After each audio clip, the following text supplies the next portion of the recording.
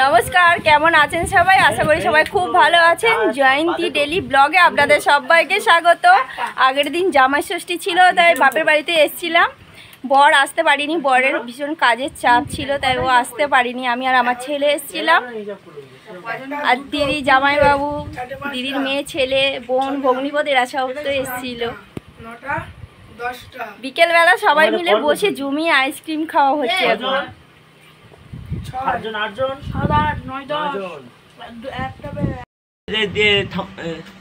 গরমের সময় এই ঠান্ডা জিনিস খেতে বেশি ভালো লাগে।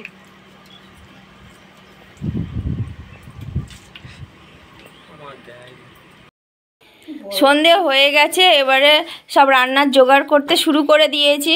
আজকে বৃহস্পতিবার, নিরামিষ রান্না করব। লুচি ঘুগনি হবে, আর কি হয় দেখা যাক। তো বোন ময়দা নিয়ে মাখছে, রান্নার জোগাড় করে নিই। সব জোগাড় করে চলে এসেছি এখন রান্নাঘরে। দিদিকে রুমের কাছে বসিয়ে দিয়েছি, আমি আর বোন লুচি, আমি লেচি করে দিচ্ছি, বোন বেলে দিচ্ছে। একদিকে মটর সিদ্ধ বসিয়ে দিয়েছে, সবাই মিলে হাতাহাতি করে নিচ্ছি। রান্না বান্নার ঝামেলাটা সবাই মিলে শেষ করে নিলাম। প্রচণ্ড গরম পড়েছে, তাই উঠোনে মাদুর পেতে এসে সবাই বসে আছি। বাইরেতে হাওয়াও দিচ্ছে সুন্দর।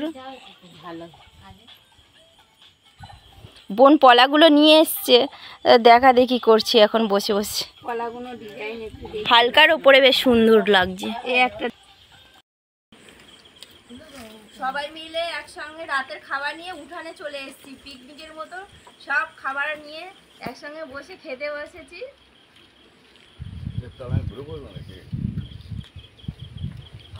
ঘুগনি, মুড়ি, লুচি, আমদুধ করা হয়েছে, সব কিছু নিয়ে চলে আসা হয়েছে।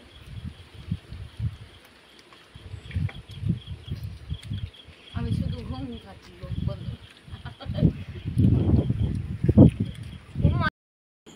সব বোনেরা একসঙ্গে হলে আর কি যা হয়, একসঙ্গে গল্প করা, রান্না বান্না করা, খুব মজা করা।